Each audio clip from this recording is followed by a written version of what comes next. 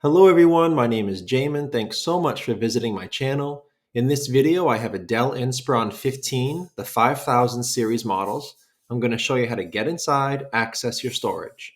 So first thing, power down your computer through the start menu, make sure it's off and unplugged from your charger. We're then going to flip your computer over to access your bottom case screws. Now you have a total of 11 screws on top that you need to take out. The top 3 screws that are shown by the green arrows, those screws won't actually come out of the bottom case. They stay in. You can unscrew them. They just stay inside the case. The red arrow screws will come out of the case.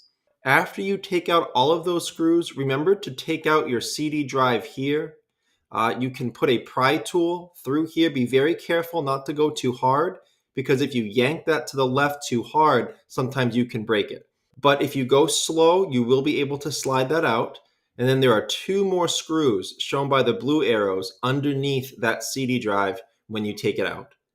After taking all those screws out, you'll take a small flat pry tool and you'll go across the seam of the bottom case and pry it apart from your palm rest. Now be very careful over here, because once you remove that CD drive, the piece of plastic that's left screwed down to the computer is very, very thin, and those are easily broken.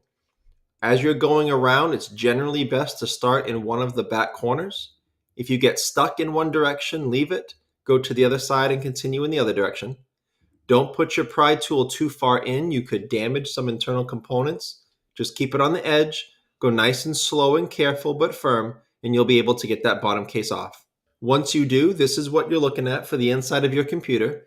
Now, as a general computer repair side note, whenever I'm working on a computer in my shop, it's sitting on an anti-static mat. Either that or an anti-static bracelet are great ideas to avoid damaging anything in your computer when you're working on it. If you would like help with any tools or supplies for your project, as well as any replacement or upgrade parts for the Dell Inspiron 5575, there will be a link above, also below in the description, and that will be a list of all the tools and supplies I use for this computer, as well as those replacement and upgrade parts for this specific model. So the exact 5000 series model that I used in this video was a 5575. So if you don't have that exact same model, your parts could be a little different. Now, before touching anything in a computer, it's always wise to remove or at least unplug the battery. Computers are safer to work on when as little power as possible is running through them. It's held in by 4 screws, and it plugs into the motherboard right here. Now, as goes for any cables or wires in a computer, try to avoid pulling on the actual wire if at all possible. Try just to manipulate the plug. Sometimes you can damage the wires if you handle them too aggressively, and sometimes if you pull too hard, they can come right out of their plug. So with this white plug, you can get your fingernails or a pry tool on either side of that and wiggle it out of that port.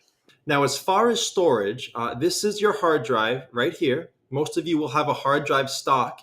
This is a 2.5-inch SATA hard drive, and you can get them in a variety of storage sizes, and I believe this computer maxes out at 1 terabyte size for that. So below in the description, in that link I told you about with all the replacement and upgrade parts for this model computer, I will have a 500 gigabyte 2.5-inch SATA drive that fits into this port, and I will also include a 1 terabyte hard drive down there as well. In addition to the 2.5-inch SATA hard drives in this space, you can also upgrade this to a 2.5 SATA solid-state drive. So I will have a couple of those options as well. I will have a 480 gigabyte solid-state drive for here, as well as a 1 terabyte solid-state drive for this 2.5-inch SATA spot. The way to access this storage device, this 2.5-inch SATA drive, there's 2 screws here on the right, 2 screws here on the left. Now, once you do that, you're going to lift up from the left a little bit, and then you're going to carefully unplug the hard drive from this connector cable right here. This is your SATA interface, this black plastic connector. So right here where the blue arrow is pointing, that's the seam. So you're going to carefully separate the hard drive from this port by pulling the hard drive to the left and holding that in place. And I'm making a big deal out of that because this is only connected down here with a ribbon cable. So if you just pull on this, you'll pull it right out, you could damage it. So you're going to try to hold this in place that SATA connector as much as possible and wiggle this hard drive out towards the left.